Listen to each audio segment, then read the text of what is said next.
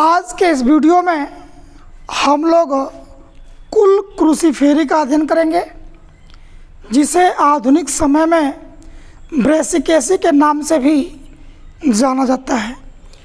जैसा कि हम जानते हैं, वे पौधे सबसे एडवांस होते हैं जिन पौधों में पुष्प लगते हैं, फल लगते हैं, और इन्हीं पौधों को सबसे एडवांस समझा जाता है। पुष्पीय लक्षणों के आधार पर कुल 20 से अधिक कुलों का वर्गीकरण किया गया है और इन्हीं पुष्पीय लक्षणों के आधार पर आज हम लोग क्रूसीफेरी फैमिली का विस्तृत अध्ययन करेंगे। क्रूसीफेरी कुल के पौधों का स्वभाव, हैबिटेट। इस कुल के पौधे प्रायः एक वर्षीय या बहुवर्षीय शाख होते हैं, अर्थात ये एनुअल या पेरिनियल या हर्ब्स होते हैं, मुलायम पौधे होते हैं। रूट्स।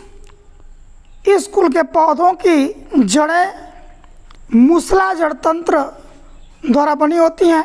टैप रूट सिस्टम होता है। टैप रूट सिस्टम में एक मुख्य जड़ नीचे तक जाती है, जिससे छोटी छोटी अन्य जड़ें निकलती हैं। तना, जिसे स्तंभ या स्टीम कहते हैं। इस कुल के पौधों के तने शाकी होते हैं, हर्बेसियस होते हैं, मुलायम होते हैं, शाखी होते हैं, जिसे ब्रांच्ड कहते हैं। इनमें कई शाखाएं पाई जाती हैं। ठोस और बेलनाकार।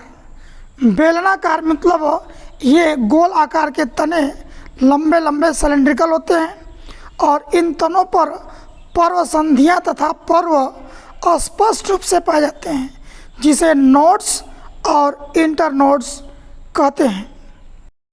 इस कुल के पौधों की पत्ती सरल एकांतर मूलीय, जिसे रेडिकल या स्तंभी कॉलाइन कहते हैं, प्रायः अभिन्न होती है, इंटायरली होती है, पूरी तरह से लगी होती है। कभी कभी पालीवत, कई पाली में बटी होती है। सबृंत होती है, जिसे पेटियोलेटेड कहते हैं, अर्थात इनमें डंठल पाया जाता है। अननुपर्णी एक्सिस्टुप्लेट होती है, इनमें अनुपर्ण नहीं पाए जाते। और जालिकावत शिरा विन्यास, रेटिकुलेट वेनेशन इन पत्तियों में पाया जाता है, अर्थात इन पत्तियों में जाली की तरह संरचनाएं पाई जाती हैं। जालिकावत शिरा विन्यास प्रायः द्विबीजपत्री पौधों की पत्तियों में पाया जाता है, अर्थात सरसों इस कुल में आने वाला पौधा है जो द्विबीजपत्री पौधे के अंतर्गत आता है। इनफ्लोरेसेंस या पुष्पक्रम। पुष्पक्रम किसी भी शाखा पर या पौधे के ऊपर पुष्पों के लगने की व्यवस्था को पुष्पक्रम कहते हैं। कुल क्रूसीफेरी में जो पुष्पक्रम पाया जाता है, इसे असीमाक्ष या रेशीम कहते हैं, अथवा कुछ पौधों में समशिखी असीमाक्ष या कोरियम्बोज रेशीम के रूप में भी इन्फ्लोरेसेंस पाया जाता है। उदाहरण के रूप में कैंडीटफ्ट के पौधे में समशिखी असीमाक्ष पुष्पक्रम पाया जाता है और सरसों में रेशीम पुष्पक्रम पाया जाता है। फैमिली क्रूसीफेरी के पुष्प का अध्ययन करेंगे। पुष्प के कौन कौन से भाग होते हैं, किस प्रकार लगे होते हैं, और इस कुल में आने वाले जितने भी फ्लावर होते हैं किस प्रकार के होते हैं, इनका अध्ययन पुष्प के अंतर्गत करेंगे। फैमिली क्रूसीफेरी के पुष्प असहपत्री होते हैं, जिसे इब्रैक्टिएट कहते हैं, अर्थात पुष्प के साथ कोई सहपत्र नहीं लगा होता है। पुष्प सबृंत होते हैं, जिसे पेडिसिलेट कहते हैं, अर्थात इनमें डंठल पाया जाता है। पुष्प में एक डंठल उपस्थित होता है। पुष्प उभयलिंगी होते हैं, हर्माफ्रोडाइट होते हैं, अर्थात पुष्प पर नर और मादा दोनों जनन अंग पाए जाते हैं। प्रायः पुष्प त्रिज्या सममित होते हैं, जिसे एक्टिनोमार्फिक कहते हैं, अर्थात पुष्प को हम कई भागों में बांट सकते हैं, परंतु कभी कभी एक ब्याज सममिति या ज़ाइगोमॉर्फिक पुष्प भी पाए जाते हैं। जैसे इस कुल में कैंडीटफ्ट के पौधे का पुष्प ज़ाइगोमॉर्फिक होता है। इसके बाद पुष्प अधोजाय होते हैं, हाइपोगाइनस होते हैं। अंडाशय के नीचे से सभी भाग निकलते हैं। द्वितयी या चतुष्टयी टेट्रामेरस फ्लावर पाए जाते हैं। पुष्प कंप्लीट होता है और नियमित रेगुलर होता है। ये एक क्रम से लगे होते हैं और कंप्लीट का मतलब पुष्प के सभी भाग कैलिक्स, करोला, एंड्रोसियम, गाइनोसियम सभी पाए जाते हैं। इसलिए इस प्रकार के फ्लावर को कंप्लीट फ्लावर कहते हैं। वायदल पुंज या कैलिक्स, पुष्प के प्रथम चक्र को कैलिक्स कहते हैं। यह पुष्प को चारों तरफ से घेरे रहता है। इनकी संख्या 4 होती है। 4 वायदल पुंज होते हैं। पृथक वायदल ही होते हैं, ये अलग अलग लगे होते हैं, जिसे पॉलीसिपेलस कहते हैं। ये 2 एकांतर भ्रमियों में 2 चक्रों में लगे होते हैं और प्रत्येक चक्र में 2 वायदल होते हैं। इनमें कोरछादी विन्यास पाया जाता है, जिसे इम्ब्रिकेट एस्टिवेशन कहते हैं। इम्ब्रिकेट एस्टिवेशन का मतलब एक वायदल पुंज अंदर की तरफ, दूसरा बाहर की तरफ और 2 बचेंगे अंदर और बाहर की तरफ लगे होते हैं। इन्हें कोरछादी विन्यास कहते हैं। जो कैलिक्स होते हैं वो पर्णपाती होते हैं, जिसे काडुकस कहते हैं। पुष्प के विकसित होने के बाद ये गिर जाते हैं, झड़ जाते हैं। इस प्रकार कैलिक्स का अगर हम लोग वर्णन करें तो sepals 4 polysepalous arranged into alternative whorls of 2 sepals each, imbricate aestivation present, deciduous petaloid. पुष्प के दूसरे चक्र को करोला या दलपुंज कहते हैं। दलपुंज पुष्प के सुंदर चमकीले भाग होते हैं जो परागण क्रिया के लिए कीटों को आकर्षित करते हैं। क्रूसीफेरी कुल में 4 दल पाए जाते हैं, 4 करोला पाए जाते हैं। दलपुंज वायदलों के एकांतर एक भ्रमि में विन्यासित होते हैं। कैलिक्स के ऊपर एक चक्र में ये लगे होते हैं। प्रत्येक दल 2 भागों में विभाजित रहता है। दल का निचला भाग जो संकीर्ण होता है उसे नखर या क्ला कहते हैं, तथा दल के बाहर की ओर का निकला और फैला भाग दल फलक या लिम्ब कहलाता है, जो चौड़ा होता है। सभी दल एक क्रासवत रचना बनाते हैं, अर्थात दल की संरचना को देखें तो एक क्रास बनता है, अतः इन्हें क्रूसीफॉर्म करोला कहते हैं। यही इस कुल का विशिष्ट लक्षण है कि इनमें क्रास रूपी दल पाए जाते हैं। इस प्रकार का विन्यास क्रूसीफेरी कुल के पौधों का विशेष लक्षण होता है। इनमें जो दल होते हैं पृथक दली कहलाते हैं, पॉलीपिटेलस कहते हैं और ये कोरस्पर्शी विन्यास में लगे होते हैं। वाल्वेट एस्टिवेशन इनमें पाया जाता है। वाल्वेट एस्टिवेशन का मतलब कोरस्पर्शी। इनके केवल कोर एक दूसरे को स्पर्श करते हुए लगे होते हैं, स्पर्श नहीं करते, अर्थात वाल्वेट एस्टिवेशन इनमें पाया जाता है। पुष्प का तीसरा चक्र एंड्रोसियम या पुमंग कहलाता है। इनकी संख्या क्रूसीफेरी में 6 होती है। 6 पुंकेसर होते हैं। पृथक पुंकेसरी या पॉलीएंड्रस होते हैं, अर्थात पुंकेसर अलग अलग लगे होते हैं। 2 भ्रमियों में लगे होते हैं, 2 चक्रों में लगे होते हैं। चतुर्दीर्घी या टेट्रा डायनामस होते हैं। बाहर की ओर 2 पुंकेसर छोटे और पार्श्व तथा भीतर 4 बड़े तथा माध्यमिक तल में उपस्थित होते हैं। परागकोश द्विकोष्ठी होता है, डाइथिकस होता है और ये आधार से जुड़ा होता है, बेसी फिक्स्ड कहते हैं, अर्थात पराग कोश के दोनों कोष्ठ फिलामेंट के द्वारा एकदम बीचों बीच लगे होते हैं। अंतर्मुखी होते हैं, इंट्रोसस होते हैं और इनमें अनुलंबी स्फुटन होता है, ये अनुलंब में फटते हैं।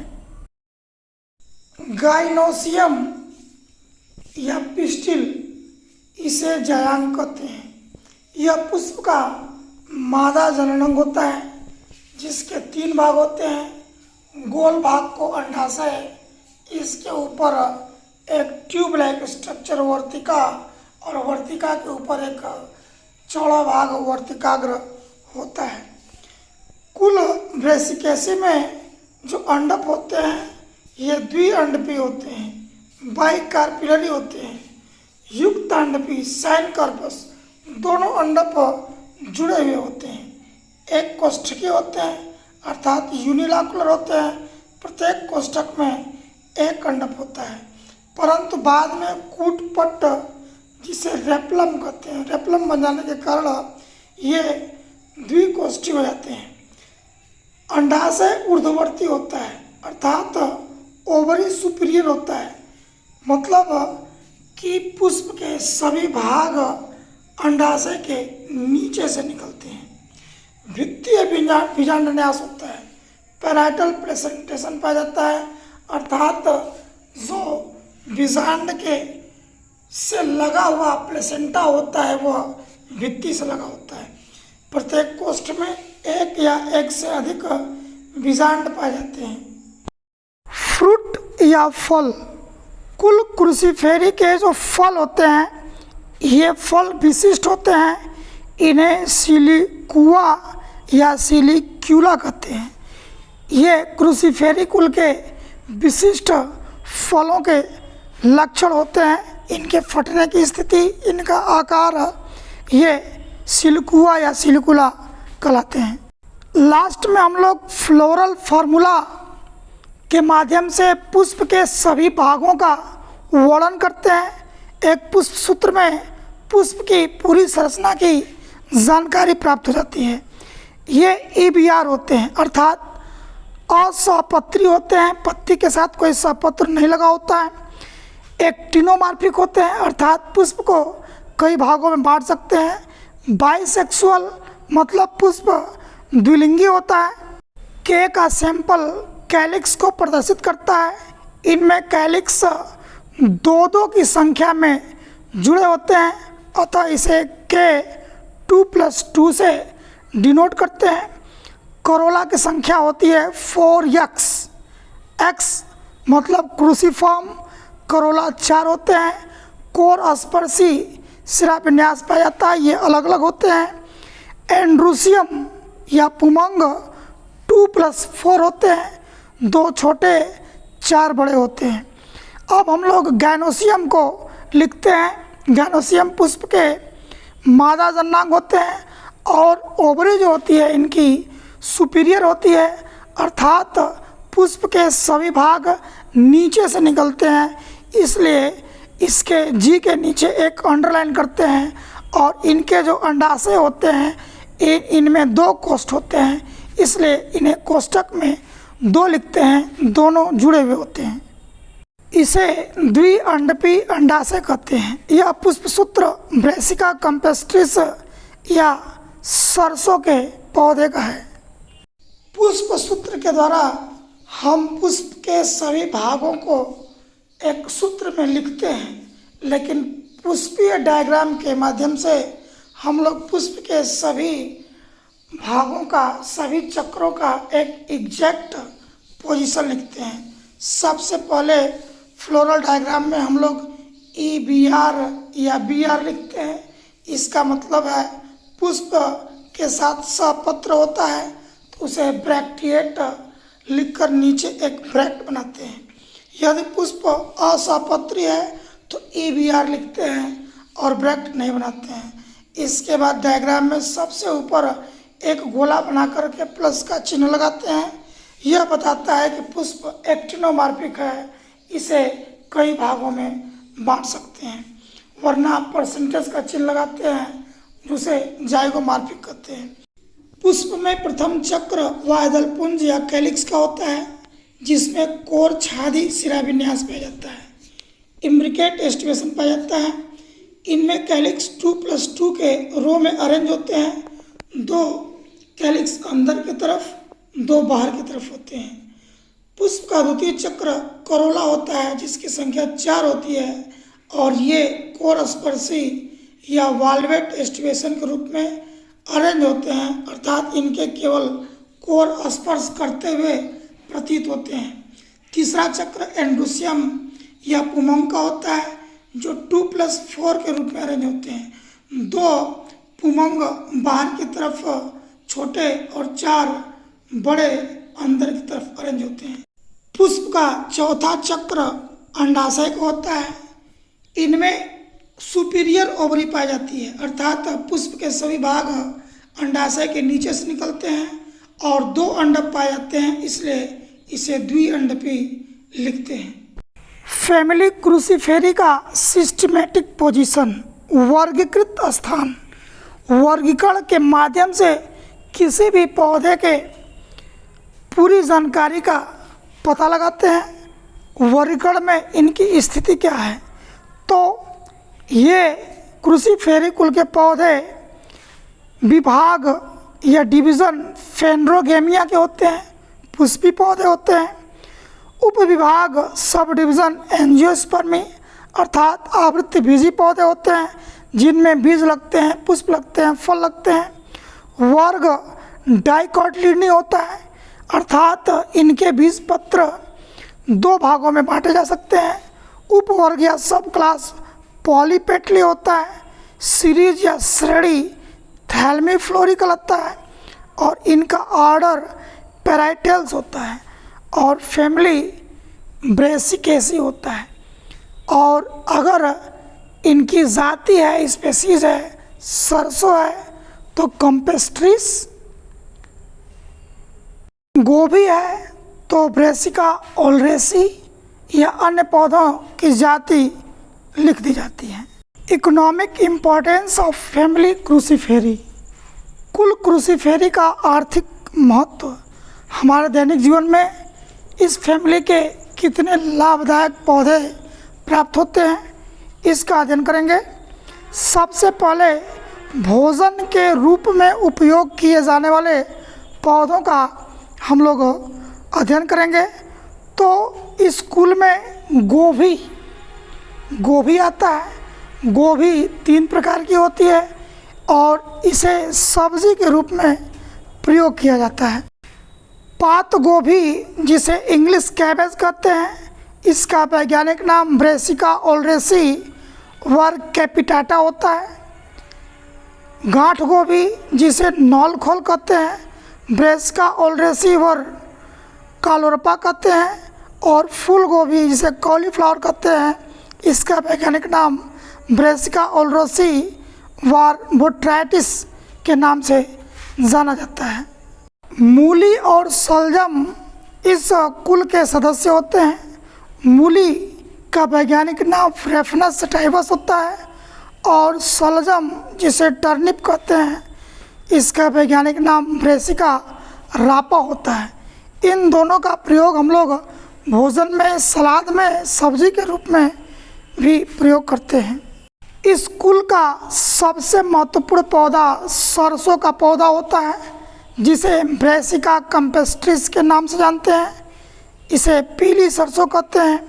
सरसों का उपयोग खाद्य तेलों के रूप में किया जाता है, और कई दवाओं के रूप में भी सरसों के तेल का उपयोग किया जाता है। सरसों कई प्रकार की होती है। काली सरसों का वैज्ञानिक नाम ब्रेसिका नाइग्रा होता है।